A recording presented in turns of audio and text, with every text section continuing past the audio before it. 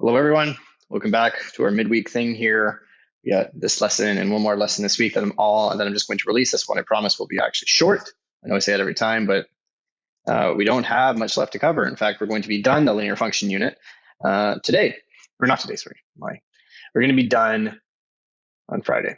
So we'll figure out a schedule for the quiz, and I might try and set it up a little bit different for this time around. I'll provide more information on that for Friday, but I'm going to try a new little submission method.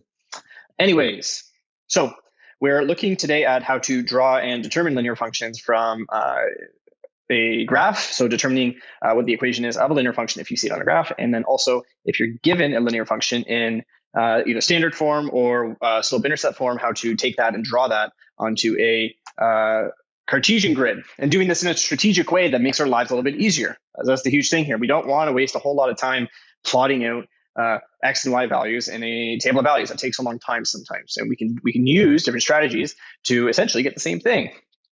And we don't have to be like my lovely GIF over here of the woman determining her, I don't know, midlife crisis in a mathematical model or something, So let's dive right in here. And the first thing that we're going to look at is how to determine the equation of how to determine the equation of a linear equation. That should actually be function. That sounds stupid. Good job. Of a linear function from a graph of that function. And there's a million different ways you can do this. It's really up to you. If you've been taught a certain way of how to do this and you somehow remember it from grade 9, hey, go ahead. There's a million different ways to solve math, and I'm not going to restrict you to just the one method. But I will show you one of the ways that I do like to do these. And yeah, I apologize if it's echoey too. I just moved into my new place here in Abbotsford, and it's very, very empty and barren. So you might hear a lot of reverb from the echo. Okay. So the general form, or the general kind of strategy for solving these guys is always find two nice points on the Cartesian grid. And this is going to get kind of two things knocked out of the park at once. It's going to help us figure out our slope, and it's also going to give us another point on the line so that we can eventually solve for the y-intercept. Sometimes you won't have to solve for the y-intercept if it's explicitly there, and it's like, hey, that's definitely crossing through point -1 on the y-intercept, or it's definitely passing through point 0, or definitely passing through point 5. Sometimes it's not like that, though, and sometimes you can't even see the y-intercept. So this gets us two nice points, and we can use either of those points to solve for that y-intercept later on. So two nice points on the Cartesian grid to solve for the slope. And then the second point is use one of those nice points to solve for the y-intercept, or B in our equation, right? B. And so we'll recall what slope-intercept form is. So recall slope-intercept form is y equals m times x plus b. This is y coordinate. This is slope. This is x coordinate. And this is our y-intercept. So just a quick recap on that. Just a little quick recap. All right, let's look at an example here. There's only two examples per topic here that we're done, and we're already done the first point. Okay, so determine the equation of the linear function below and express it in slope-intercept form. Okay, first things first, let us find two nice points on this line. Hey, we already have one nice point that's given to us. It's called point A, and it's at 1, 4. And let's just use this one. Let's use this one here. It's crossing right at that x-intercept, right? So let's say that this is point. What point would this be? Will this be 1, 2, 3, 0? Because it's not the 0 point on the y-intercept. I'm going to make that a different color for the folks that might be a little bit hard to see. 3, 0, and let's name this point B right there. Point B, 3, 0. Okay, so there we go. We have our first 2 points. Let's figure out the slope of this line. And we can get a general, again, we can get a general intuition in the slope of this line. What do we know that the slope of the line is going to be a negative slope, right? Because we have a line that's extending from the far left and goes down to the far right. Just a general intuition, if it does that, we're going to have something that's a negative slope. It's going down, right? So let's recall our slope formula. We know that, I'm going to do this in a nice blue. We know that slope is equal to, well, what do we say it's equal to? Well, we said it was equal to our y coordinate, our second y coordinate minus our first y coordinate, or the change in y over the second x coordinate subtracted from the first x, the first x coordinate, which is our change in x. So let's label these. So again, always the point on your far left is going to be your first coordinate for either one. So we have x1, y1, and over here we have x2, we have y2 over here. So let's plug these into our equation up here. Plug them in. And what do we get? So for our y2 is 0 minus our y1, which was 4, positive 4. And our x2 was 3, and our x1 was 1. 3 minus 1, 3 minus positive 1. And what we get here is negative 4 over 3 minus 1 is 2. We can simplify this fraction so that we get negative 2 for our slope. Okay, great. Well, we're literally halfway through. So what does our function look like right now? What does our function look like? We have y equals, I'm going to do this in a different color just to keep things a little bit separate. We'll do it in a drastically different color. Let's do a light purple.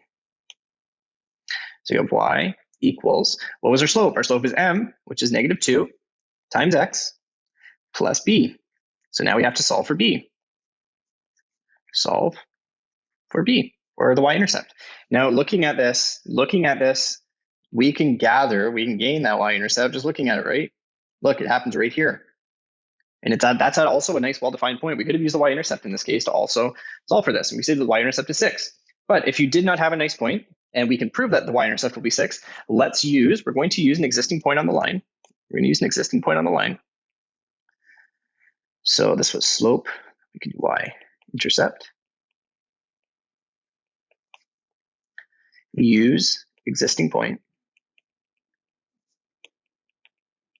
and solve for b. So let's say that we wanted to let's use the first point there, A1. So we'll use the point A, which was 1, 4, okay? This is our x coordinate, this is our y coordinate. What we're gonna do, we're gonna take this equation up here that we plugged our slope into, and we're going to plug in those x and y coordinates. So what do we get? Well, we're going to get something that looks like 4, plugging that into our y equals negative 2, and I'll put brackets around these to show that I'm subbing them in. And we're subbing in a positive 1 here, plus b. Well, hey, look at this now. We once had 3 variables, b, x, and y. Now we only have 1 variable. So we can solve for this, right? This is solvable. So what do we get? Well, we get 4. What's negative 2 times positive 1? That's just negative 2 plus b. What's the low-hanging fruit here? It's low-hanging fruit. What's the easiest thing to move on this side to get b on its own? Well, the only thing we can move is this negative 2. So what we can do, we can add 2 plus 2 on both sides to keep things equal. And what do we get? Well, we get 4 plus 2 is 6. 6 equals b. And did I lie? You can look up here. 6 is indeed the point at which that is crossing the y-axis, right? That is 0.6. So our full equation is for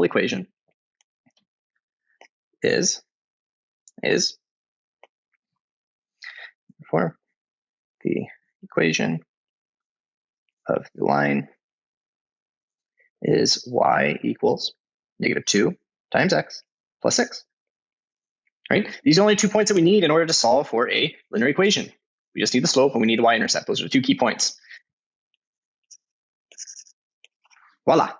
Okay, let's move on to another one. I'm going to go through this one a little bit faster just so that I'm not wasting your time here. We can get through this video at a decent rate. Okay, so we have another example here. Determine the equation of the linear function below and express it in slope-intercept form. Great. So first step again, always find 2 nice points on the line. Find 2 nice points on the line. Let's see if we can find 2 nice points. Okay. Well, it looks like there's one right here. There's one right there. So let's call this A. We'll label it. Let's call it, well, this is going to be 1, 2, 3, 4, negative 4, 4, it looks like. Let's find another one. Doesn't matter which one. Hey, look what, this one looks reasonable. Let's call this B. And this one is at 1, 1, positive 1, positive 1. And first things first, let's solve for slope. Remember slope, I'm going to use m this time, equals y2 minus y1 over x2 minus x1. y2 in this case is 1. y1 is 4. X2 in this case is 1. X2 in the other case is negative 4. So this is where it's really useful to put those brackets in there, right? Because it's not just doing 1 minus 4, it's 1 minus negative 4, right? We have to keep that negative accounted for, or else the slope is going to turn into something different. It's going to turn into a positive slope, and that's not right. Okay, what do we have on top? Well, we have negative 3, and we have what's 1 minus negative 4. That's just 1 plus 4, which is 5. And we see that we have, again, a negative slope. Negative slope, which is good because that matches the line that we have over here in example 2, right? It's going down from left to right. Awesome. So there's our negative slope. Let's draw what our equation would look like with this negative slope. And we have y equals negative 3 over 5. This is the way I prefer to write it, by the way, plus b. So now let's use one of those 2 points and solve for b. It doesn't matter. Let's use point b this time. Let's use point b. So we got y intercept, and I'm going to use b, which equals 0.11. And actually, that's kind of a nice point to put in, right? 1 is just it's easy to play with and manipulate. Okay, so let's plug this in. And for our y, instead of writing y, we're going to write 1. Instead of x over here, I'm going to sub in a 1 plus b. Now we just have to solve for b, right? Well, let us think what's going to happen here. Anything times 1 is just itself, right? So we just have 1 equals negative 3 over 5 plus b. Now, what's the easiest thing to move here? This, you might be tempted to be like, hey, there's a 5 here. It's being divided by 5. Let's multiply everything by 5. But the problem is that this 5 is only dividing into the 3. It's not dividing into the b, right? So this is actually just a straight up addition question, because to move negative 3 over 5, we can add 3 over 5. We can do that on both sides, right? If we do that, well, what's 1 plus 3 over 5? We have to make a common denominator here, which is going to be 5. So 5 over 5 plus 3 over 5 equals b. 5 over 5, we don't add our denominators, we only add the numerators, so we get 8 over 5 equals b. And indeed, this does look like 8 over 5. It's about 1.6, right? Yeah, 1.6. That's about 1.6. So this would be an example where you can't just look at the y-intercept to get that, because it's not well defined in this case. You don't know if that's 1.66, 1.61, 1.62.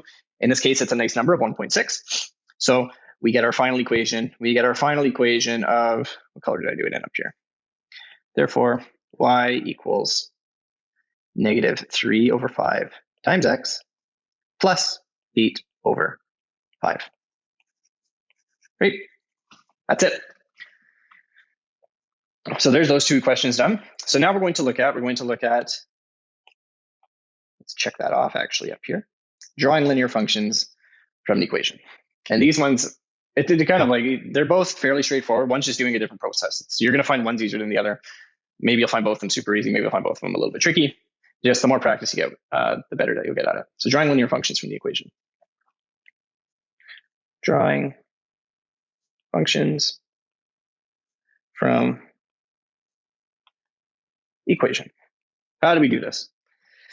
Well, first things first, we'll set up a little strategy here. Let's make sure I stick with my same color. We use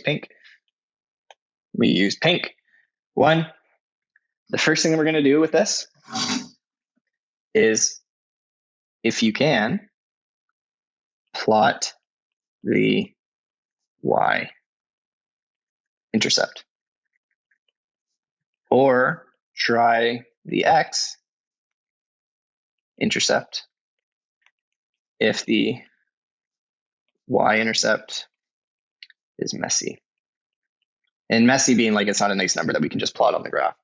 And then use the slope of rise over run. Actually, I'm going to write this out, rise over, to plot a second point. So I'll explain what rise over run is. I didn't explain that when we were talking about slope, because I feel like it's an appropriate thing to talk about slope right about that with, but it is appropriate in this case because it will help us. So let's look at a question here. So example 3, draw the following linear function on the Cartesian grid below. First off, let's draw our grid. We got our y-axis, we got our x-axis, and we're going to do our first step here, which is plot y intercept. And what's the y-intercept in this case? That's b, which is also equal to this case, -4, right? Because remember, we can turn this into y equals mx plus b. B is -4 here. And that's going to be, so let's find -4 in our graph. We got, oops, come on. 1, 2, 3. Got 4 there. So there's 1 point on our graph right away. We have it. See if I can make it a perfect circle. Yes. There's 1 point already. Now, the next part, we're going to use slope to plot second. Use a slope to plot the second point. Okay. And the slope here, what is the slope? Well, the slope is +2 over 5. Slope is +2 over 5. And what I'm going to talk about here, we're going to talk about slope representing the same thing as rise over run. And we can think about this. We've seen this in an analogy where we were drawing our triangles to figure out what the slope was. So to think about this, this is the same thing as saying the slope is 2. It's going to go 2 up and then 5 across. 2 up and 5 across. And we're going to follow this pattern to figure out where the second point is going to lie. And then where we're going to start, because you're like, well, where do we start to do this pattern? We start with one of our points that we know. We know the y-intercept. So what we're going to do, we're going to go up 2 points from here. So if we go up 2, we're going to be going 1, 2, up 2, because it's positive, right? And then 5 across, +5 across. We're going to go in the positive x direction. 1, 2, 3, 4, 5. And there's our second point right here. Now all we have to do is just connect those and we're home free. I'm going to try and do this to the best of my ability. It's pretty good. And then we can label this because that's what we do as good mathematicians. This is the same thing as y equals 2 over 5 x minus 4. The only reason it's written in this form here is because I couldn't do the fraction when I was typing it in text. And that's all you need for this one. So these ones go pretty quick. Let's try another one here. To draw the following linear function on the Cartesian grid below, I'm just going to copy this grid that I had up here and erase everything that we don't need. And quickly just draw in my other coordinate or axis. Okay, so obviously this one is not in our y equals mx plus b form. So we need to move this. We need to move this from standard form. So this is in standard form. And we want to move it to slope intercept. So let's do that. We've done this before, right? This was in the previous assignment to this. So we need y on its own. So let's see, what can we move? Well, y is already positive here. So let's keep it positive because it makes our lives a little bit easier. So let's move 3x over here and -12 over here. So how are we going to do that? Well, we're going to subtract 3x. So we're going to have 2y equals -3x. And then how do we get -12 over there? Well, we're going to add 12 plus 12. Great. Let's deal with now this 2 that's being multiplied on the y. And if it's being multiplied, that means that we got to divide it. We have to divide everything by 2, right? Oops. We have to divide everything by 2. So if we do that, we get y equals -3 over 2. We can't make much more simple. And then 12 divided by 2 is just +6. So here's our equation. And we already have 1 point on here that we can plot. So plot y-intercept 6. So just because I don't have 6 points on here, I'm going to just count by 2s. So we got 2, 4, 6. So there's 1 point already on there. Now to figure out the second point, use the slope. Use what color do we up here? Use purple.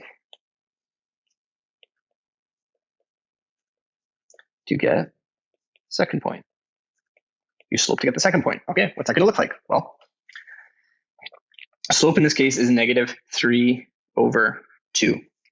Big point here. This negative is only going to apply to one of these numbers. It does not matter which number you apply that negative to, but you have to apply it to only one of them. So for me, let's say I'm just going to apply it to the -3. So what this means is that I'm going to go left, or sorry, this is rise over run. We're going to go down 3 units, and then +2, right. So to the right 2 units. You might be asking yourself, why aren't they both negative? Well, think about it. If they were both negative, if these are both negative, we would be going, let's say that we had some random point in space here. Let's say that we went negative for both of them. Well, that would mean that we'd have to go down 3 in this direction and then 2 left in this direction, right? And there would be another point. Let's do that again, down 3 over 2. And then you connect those points. And what do you get? You get a straight line still, but what kind of slope is it? The positive slope, right? So it doesn't work. So the way that we treat these is only one of them is going to be negative and the other one will be positive, because that way we're dividing a negative by a positive and we get a negative slope, right? Okay, so let's go back to this. So we're going to go down 3 units from our y-intercept here. So we're going to go 1, 2. Oh shoot, we have to go. So remember, we're counting by, we are counting by 2s here. So we got 1, 2. There's 3 units. And then where's our next one going to be? It's going to be to the right 2 units. Well, then we can go just by 1s here, right? This isn't too bad. 1, 2, 3. So we'll go right 2 units. So 1, 2. And you can do this again if you want another point. So we can go down 3 units. 1, 2, 3. And then right 2 units. 1, 2 to 4 there. And then you just connect all those.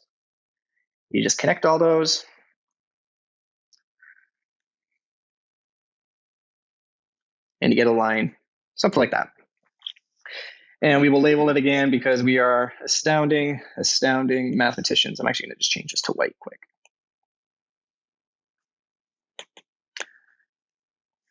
And usually use a curvy line just so it doesn't look like another linear line on there. And we're going to say that this is y equals -3 over 2 times x plus 6. And that's it, folks. So we will be finishing this up on Friday, and sometime next week we will be having that final test. I'm going to do it in a bit of a different way. It's a little bit more involved on your end, but I want to try it because another teacher at Yale kind of is trying it, and I think it's a really cool idea. So anyways, I hope the rest of your classes are going very, very well, and I will connect with you on Friday. Okay, see you, everyone.